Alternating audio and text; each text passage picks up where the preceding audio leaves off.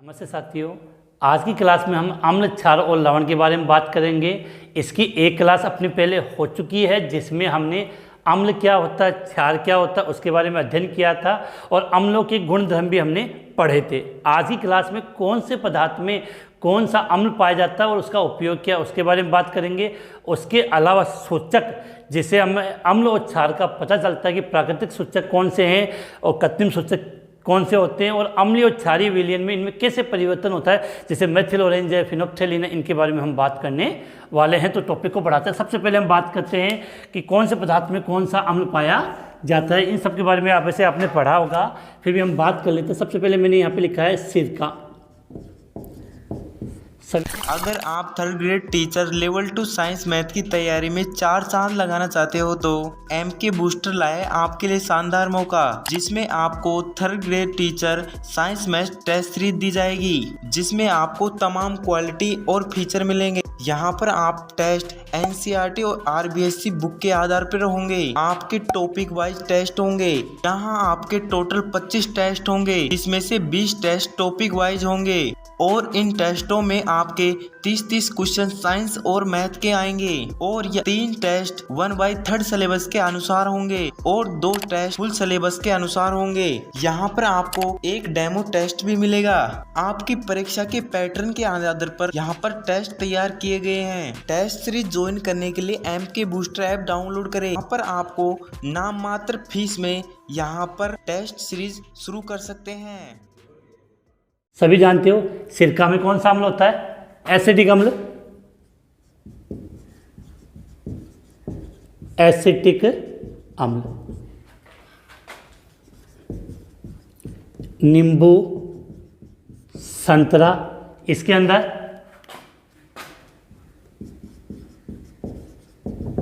Citric अम्ल। इमली,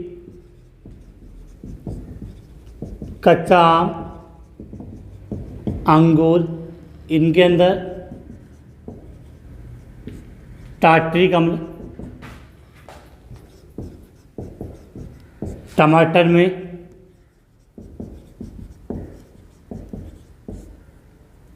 oxalic अम्ल। दही के अंदर लैक्टिक अम्ल। सेव के अंदर मैलिक अम्ल। गेहूं में ग्लूटेमिक अम्ल। तो ये नॉर्मली हमने बात की है कि सिरके में कौन सा अम्ल? एसिटिक अम्ल।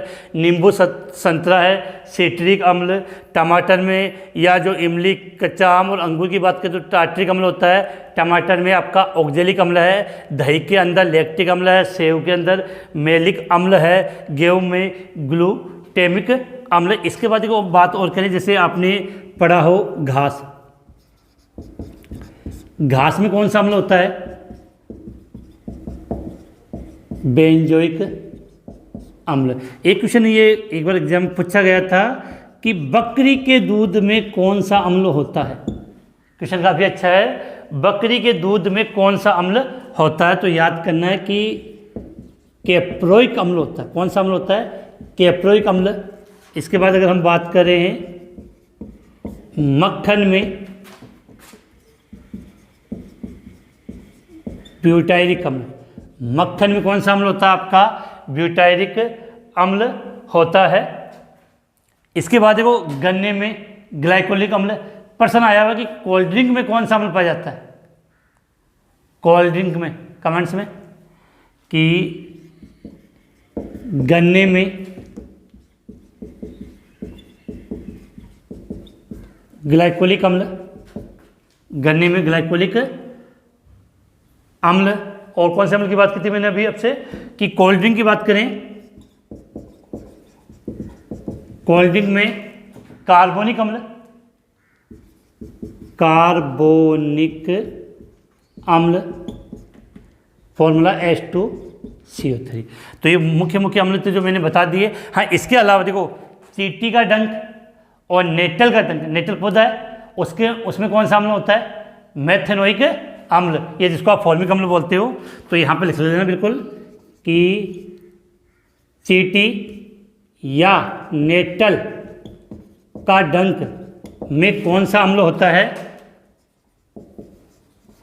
फॉर्मिक अम्ल। और फॉर्मिक अम्ल का आईपीसी नाम क्या होता है, मेथेनोइक अम्ल, मेथेनोइक अम्ल। नॉर्मल सी बात है, कोई विशेष बात नहीं है कि हमने बात की सिरका, सिरका में कौन सा अम्ल, एसिटिक अम्ल होता है। यहाँ से बात कर लेना कि जो एसिटिक अम्ल का प्रयोग है, एसिटिक अम्ल का प्रयोग है, अगर आप कभी कभार होटल में जब खाना खाने जाते हैं तो वहाँ के जो प्याज होते हैं वो काफ़ी मीठे लगते हैं, वो तो होते घर वाले भी मीठे ही है, लेकिन आपने देखा उन प्याज पे थोड़ा सा लाल कलर कुछ लगाया हुआ होता है, वो सिरके का लेप होता है, जिससे प्याज का जो कड़वापन है वो दूर हो जाता है। तो यहाँ पे एक बात ध्यान रखनी है कि सिरका, ये जो एसिटिक अम्ल है, इसका प्रयोग है वो खाद्य पदार्थों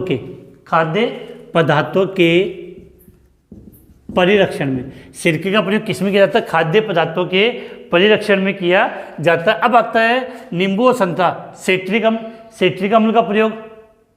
देखो चाय के डब्बे, ये जो गंदगी के निशान होते हैं कपड़ों पे, उनको दूर करने के लिए नींबू या संतरे का प्रयोग करते हैं। अब आप पूछोगे सर लोहे का जो जंग है उसका डब्बा अगर कपड़ों पे लग जाए तो उसको दूर करने के लिए ऑक्जेलिक अम्ल का प्रयोग किया जाता है। तो यहाँ पे लिख देता हूँ कि चाय के धब्बे या गंदगी के निशान दूर करने में कौन से अम्ल का प्रयोग करते हैं, सेट्रिक अम्ल का प्रयोग किया जाता है। और लोहे के जंग के डब्बे हटाने के लिए किसका, ऑक्जेलिक अम्ल का प्रयोग किया जाता है। लैक्टिक अम्ल के लिए, दही में लैक्टिक अम्ल, लेकिन लैक्टिक अम्ल के लिए अलग से बात कर लेते हैं कि कभी कभार क्या होता है कि हम सडनली अचानक ज़्यादा मेहनत कर लेते हैं और ज़्यादा मेहनत करने के कारण अपने हाथ और पैर है वो दुखने लग जाते हैं। ये जो खिलाड़ी होता है ज़्यादा रनिंग करना या ज़्यादा खेलने के कारण उनके हाथ और पैर दुखने लगते हैं, तो उनकी मांसपेशियों में एक अम्ल बनता है, कौन सा होता है वो, लैक्टिक अम्ल। ठीक है, बाकी ये नॉर्मल चीज़ें। हाँ, बेंजोइक अम्ल, ये भी विशेष याद रखना, बेंजोइक अम्ल का प्रयोग भी खाद्य परिरक्षण के रूप में किया जाता है, खाद्य पदार्थों के परिरक्षण में। किसका, बेंजोइक अम्ल का प्रयोग खाद्य पदार्थों के परिरक्षण में इनका प्रयोग किया जाता है। ठीक है, स्क्रीनशॉट लें। इसके बाद हम बात करेंगे कि सूचक जिसकी सहायता से हमें अम्ल और क्षार का पता चलता है, उनकी बात करते हैं। और उसमें भी दो प्रकार के आएंगे, प्राकृतिक सूचक और कृत्रिम सूचक। प्राकृतिक सूचक की बात करें तो मुख्य रूप से हम उसमें क्या लेते हैं, लिटमस। पहले इसका स्क्रीनशॉट आगे बात।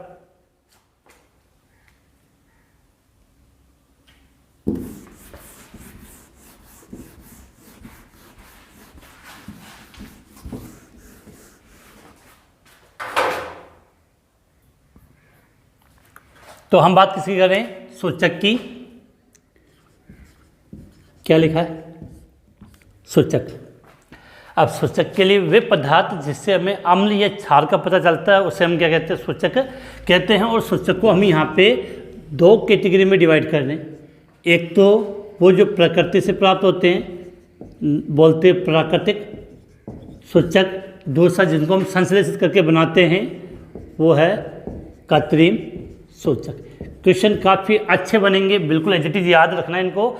सूचक की बात करें प्राकृतिक सूचक में, जैसे सबसे पहला तो एक तो आ जाए आपका लिटमस, दूसरा हल्दी, गुड़हल का पुष्प। ये तो आपके किस रूप में कार्य करेंगे, प्राकृतिक सूचक के रूप में। अगर कृत्रिम सूचक की बात करें तो यहाँ पर हम लेते हैं मेथिल ऑरेंज और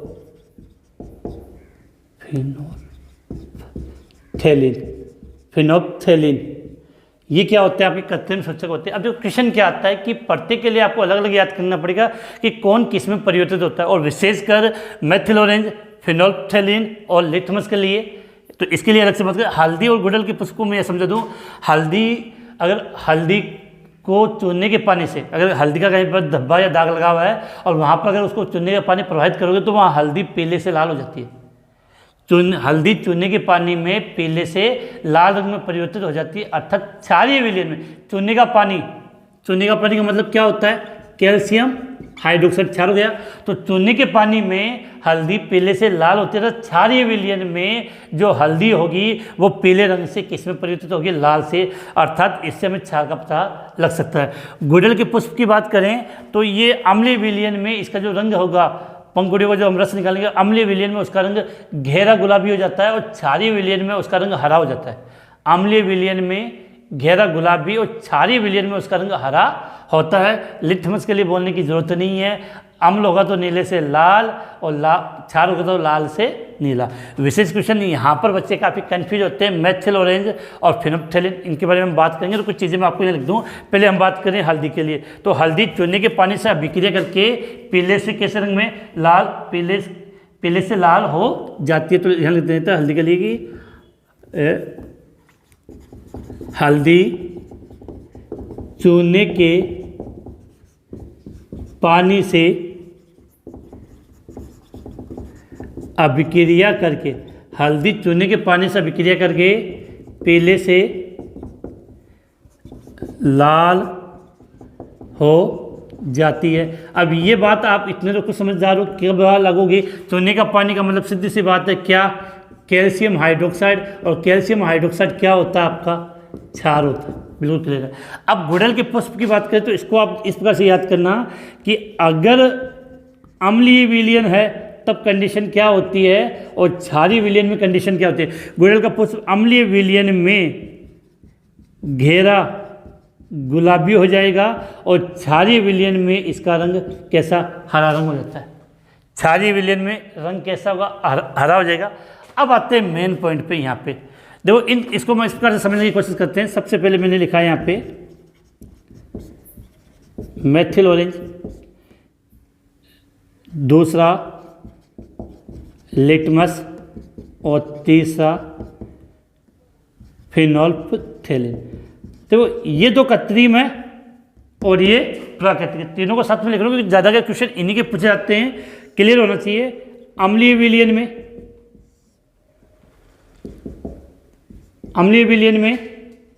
क्षारीय विलयन में और उदासीन वहाँ।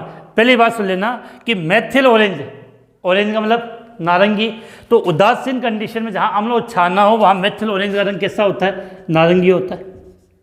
क्लियर बात होनी चाहिए, कोई कन्फ्यूजन नहीं होना चाहिए आपके। देखो बात समझे अभी 2 मिनट में, क्लियर बात। अब देखो लिटमस, आप लाल से नीला, नीले से लाल पढ़ा, लेकिन लिटमस होता है प्राकृतिक रूप से उसका जो रंग होता है वो बैंगनी होता है। कैसा होता है? बैंगनी। तो उदासीन होगा तब उस कंडीशन में आपको याद रखना कि लिटमस का रंग कैसा होता है? बैंगनी। अब आएगा फिनोल्फथेलिन, कैसा रंग होता है? कमेंट्स में क्या हुआ? रंगहीन। क्या होगा? रंगहीन होता है। तो ये बातें बिल्कुल आपको क्लियर होनी चाहिए क्योंकि एग्जाम में पढ़ा आपने बहुत कुछ है, समझना यहाँ पे, पढ़ा आपने बहुत कुछ है, लेकिन जब एग्जाम में क्वेश्चन आता है वहाँ कन्फ्यूजन हो गया तो मामला बिगड़ जाता है। तो कहता हूँ कि वो तो 5 बार पढ़ लिया, 10 बार, उससे मतलब नहीं, पढ़ो चाहे 2 बार ही, लेकिन कंसेप्ट पूरा क्लियर हो जाना चाहिए कि अम्लीय क्षारीय विलयन की मैंने बात ही नहीं की है। मेथिल ऑरेंज है तो सीधी बात है उदासीन विलयन में रंग कैसा होगा? नारंगी। लिटमस थैलोफाइटा के लिचेन पौधे से प्राप्त होता है तो इसका जो रंजक होता है वो कैसा होता है? ये बैंगनी रंग का होता है। फिनोप्थेलिन रंगहीन होता है। अब यहाँ से एक बात समझने की कोशिश करना कि जब हम बात करें मेथिल ऑरेंज है वो अम्लीय विलयन में उसका रंग कैसा हो जाता है? लाल हो जाएगा। और क्षारीय विलयन में वो हल्का पीला रंग का हो जाता है, हल्का पीला रंग का हो जाता है। मेथिल ऑरेंज की बात करें अम्लीय विलयन में कैसा देगा? लाल रंग, और क्षारीय विलयन में पीला रंग। लिटमस के लिए याद है कि अम्ल नीले को लाल, तो अम्लीय विलयन में लिटमस है उसका रंग कैसा हो जाएगा? लाल, और क्षारीय विलयन में उसका रंग कैसा हो जाएगा? नीला। क्लियर है। फिनोप्थेलिन की बात करें, फिनोप्थेलिन अम्लीय विलयन में कोई कार्य नहीं करता और कैसा रहता है? रंगहीन होता है। क्या होता है? रंगहीन होता है। और जो क्षारीय विलयन होगा, कैसा विलयन? क्षारीय विलयन, उसमें उसका रंग कैसा होता है, गुलाबी होता है। तो ये जो सूचक वाला पॉइंट था, जो जिस प्रकार से क्वेश्चन बन सकते थे और एग्जाम में पूछे जाते थे, वो मैंने आपको यहाँ पे समझा दिए। एक बार आपको इसका स्क्रीनशॉट ले लें, फिर हम इसको वापस से आगे रिपीट कर लेते हैं। तो उम्मीद है ये बात आपको समझ में आ गई होगी। सूचक, पहला क्वेश्चन तो आपसे सूचक में ये बन जाएगा कि प्राकृतिक और कृत्रिम सूचक। तो ये तो सब किसके एग्जाम्पल हो गया, आपके प्राकृतिक के, और ये दोनों क्या हो गए, कृत्रिम के। ठीक है, हल्दी के लिए याद कर लेना, हल्दी चूने के पानी में अर्थात क्षारीय विलयन में पीले से लाल रंग की हो जाती है। बहुत बार आपने देखा होगा कि किसी कपड़े पर अगर हल्दी का थप्पा लगा होता है, देखा बहुत सी शादियों में जब पेट पीछे जब हल्दी का थप्पा मारते हैं तो उस पर जब धोते तो वो लाल रंग का हो जाता है, क्योंकि जब साबुन होता है, साबुन का जलीय विलयन क्षारीय होता है। साबुन का जलीय विलयन क्या होता है, क्षारीय। तो क्रिया करने पर पीले से लाल हो जाता है। और गुड़हल के पुष्प की जो पंखुड़ियाँ, उनके लिए विशेष याद कर लेना, अम्लीय विलयन में उसका रंग है वो गुलाबी हो जाएगा, और क्षारीय विलयन में उसका रंग क्या हो जाता है, हरा हो जाता है। बात क्लियर है। मेथिल ऑरेंज और फिनोप्थलीन के लिए विशेष बात याद करने के, क्वेश्चन पढ़ा हुआ है लेकिन जब आता तो कन्फ्यूजन कौन सा किस में, तो ये मैंने यहाँ चार्ट बना दिया है और एज इट इज माइंड में इसको फिट कर लेना।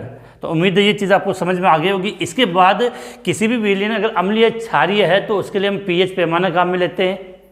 पीएच पैमाना, कि जिस किसी विलयन की पीएच का मान 7 से कम है तो अम्लीय, 7 से अधिक है तो क्षारीय, और 7 है तो उदासीन होता है। तो यहाँ पीएच पैमाने की हम बात और कर लेते हैं। इसका आप स्क्रीनशॉट आपने ले लिया होगा। अब देखो,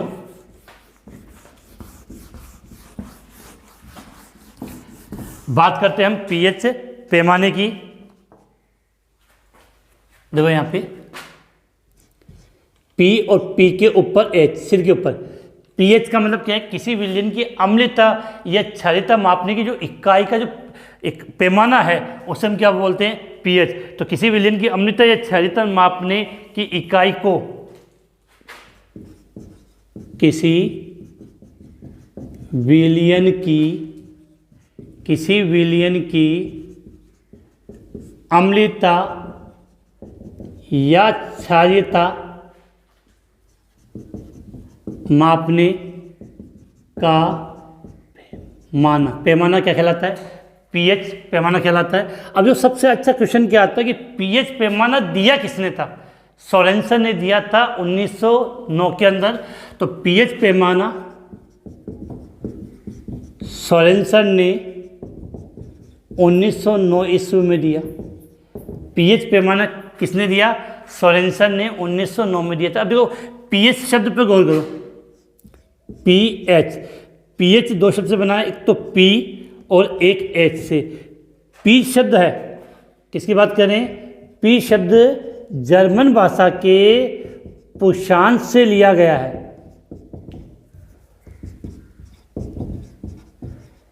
पुषांश मतलब पोटेंस होता है, जिसका मतलब होता है शक्ति।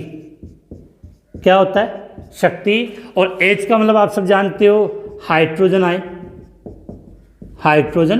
आयन। ये क्वेश्चन काफ़ी बार पूछा गया है कि पीएच पैमाने में भी जो पी शब्द लिया गया है वो कौन सी भाषा, जर्मन भाषा की कौन से शब्द से लिया गया है, पुषांश अर्थात पोटेंस, जिसका मतलब क्या होता है, शक्ति। और एच का मतलब हाइड्रोजन आयन। तो पीएच का अगर आप शाब्दिक अर्थ देखना चाहो, पीएच का शाब्दिक अर्थ तो सीधी सी बात है, क्या है, हाइड्रोजन आयन की शक्ति। हाइड्रोजन आयन की शक्ति, क्लियर है। अब देखो, जब पीएच को हम केमिस्ट्री में रिप्रेजेंट करते हैं तो इसका एक फॉर्मूला लिखा जाता है कि पीएच बराबर -H+ log, इस रूप में इसको लिखा जाता है। तो ये एक मिनट, ये होगा पीएच। देखो इसको तरीका से, पीएच -log 10 के रूप में होता है H+, ये होता है। तो अब देखो यहाँ से पीएच की आपको परिभाषा आनी चाहिए कि किसी विलयन में H+ आयन के ऋणात्मक लघुगणक, लॉग का मतलब लघुगणक मान किसमें, ऋणात्मक। तो किसी विलयन में हाइड्रोजन आयन की सांद्रता, हाइड्रोजन H+ है तो यहाँ हाइड्रोजन आयन की क्या रिप्रेजेंट कर रहा है, अगला सांद्रता को रिप्रेजेंट कर रहा है। तो अगर आपको इससे अगर डेफिनेशन निकालने की, पहली बात तो क्लियर होनी चाहिए कि फॉर्मूला आ जाए कि पीएच बराबर क्या है, तो -log कौन से रूप में, 10 के रूप में है, और H+। अब परिभाषा देना चाहिए तो यहीं से आप बना सकते हो कि किसी विलयन में किसी विलयन में H का मतलब हाइड्रोजन आयन की सांद्रता, किसी विलयन में हाइड्रोजन आयन की सांद्रता माइनस है तो ऋणात्मक, और लॉग को बोलते हैं लघुगणक।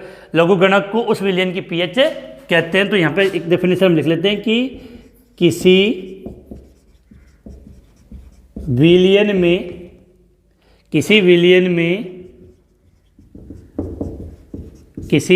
विलयन में हाइड्रोजन आयन की सांद्रता के, किसी विलयन में हाइड्रोजन आयन की सांद्रता के ऋणात्मक लघुगणक को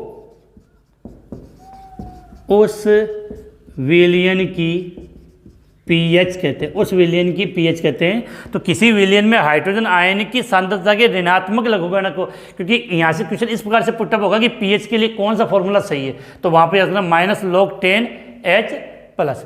इसके बाद आप सभी जानते हो कि जो पीएच पैमाना होता है उसका स्केल, एक बार आप इसका स्क्रीनशॉट लें फिर हम आगे बात करते हैं।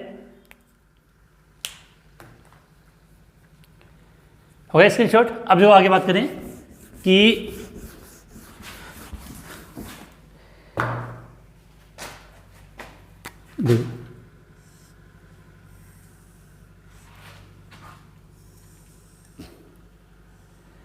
इस पीएच पैमाने पर काफ़ी बार क्वेश्चन गलत करवा दिया जाता है।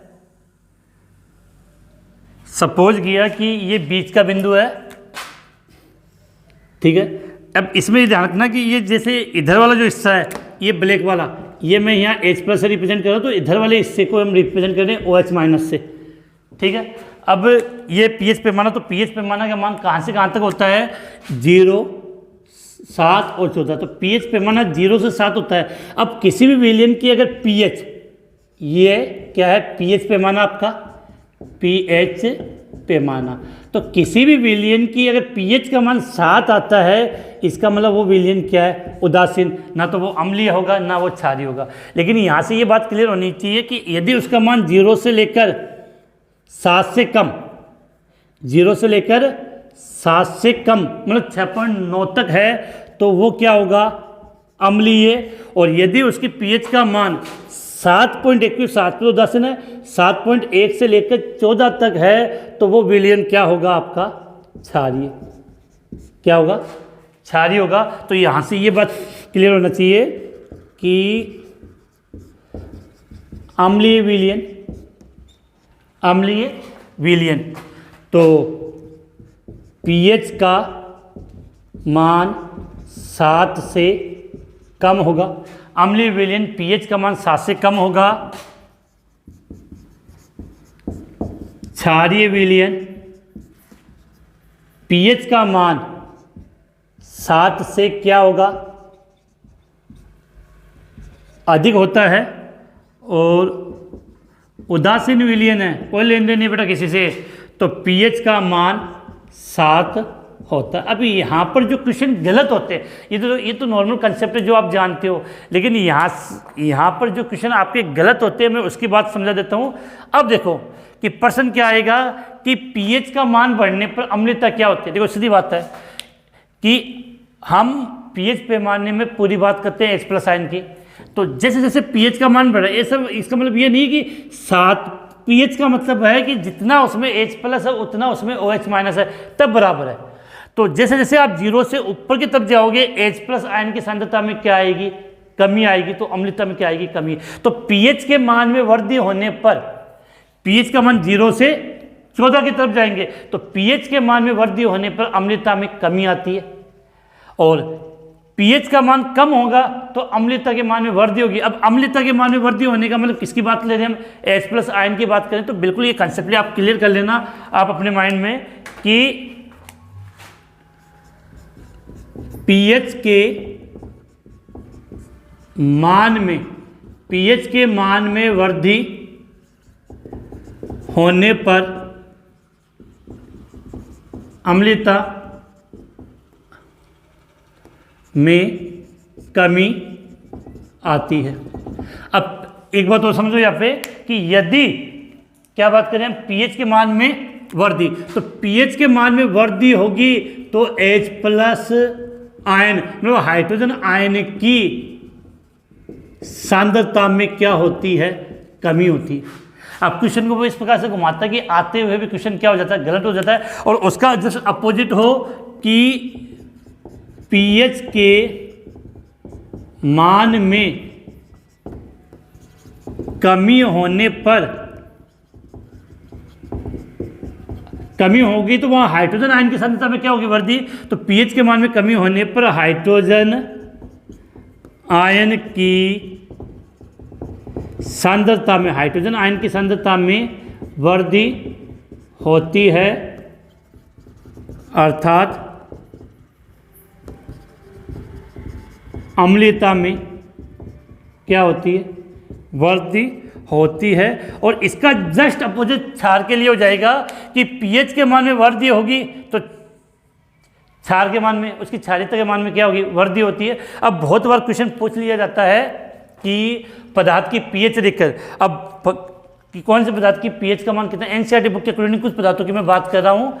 देखो यहाँ पर आप याद करना, जठर रस क्लास 10वीं की जो आपकी एनसीईआरटी बुक है, चैप्टर नंबर जो अपना अम्ल क्षार वाला चैप्टर है, उसमें जठर रस की पीएच का मान दे रखा है 1.2। बिल्कुल क्लियर होना चाहिए कि जठर रस की पीएच एनसीईआरटी क्लास 10th की बुक के अकॉर्डिंग कितना है, 1.2। और अगर आपसे पूछा जाए नींबू का रस तो इसकी पीएच दे रखी है 2.2। ये याद होनी चाहिए। शुद्ध जल पीएच कितनी होती है, 7। रक्त ब्लड जिसकी पीएच कितनी होती है, 7.4। रक्त की पीएच का मान कितना होता है, 7.4 होता है। यहाँ पर आपने एक नाम पढ़ा होगा, milk of magnesia. Milk of magnesia, magnesium hydroxide की बात कर लेते हैं, MgOH होल ट्वाइस। इसकी पीएच का मान कितना है, ये क्या लिख रहा है, पीएच पे मान, पीएच का मान 10 है।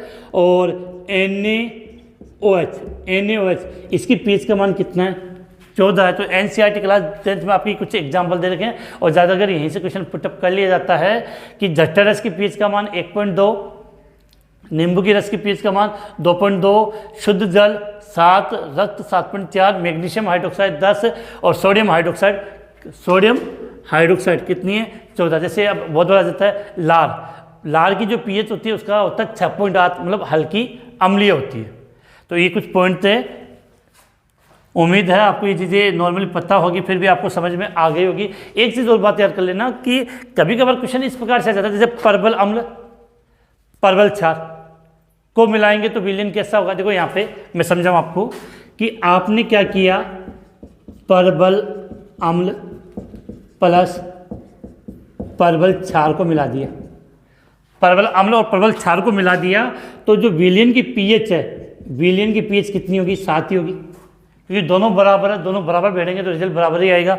लेकिन यहाँ पर उल्टा है कि आपने क्या किया, परबल अम्ल और उसके साथ आपने क्या मिलाया, दुर्बल क्षार। तो सीधी बात है कि परबल अम्ल और दुर्बल क्षार तो चलेगी किसकी, परबल की। तो परबल अम्ल है, दुर्बल क्षार है, तो उस विलयन की पीएच का मान है वो 7 से क्या होगा, 7 से कम हो जाएगा। और यदि ये कंडीशन हो कि वहाँ पर क्या हो, दुर्बल अम्ल हो और परबल क्या हो, दुर्बल अम्ल हो और परबल क्षार हो, तो उस कंडीशन में पीएच का मान क्या होगा, 7 से ज़्यादा होगा। तो इनसे जो रिलेटेड क्वेश्चन आते हैं किसी भी प्रकार से घुमा के पूछे जाए तो बिल्कुल एज इट इज़ याद कर लेना।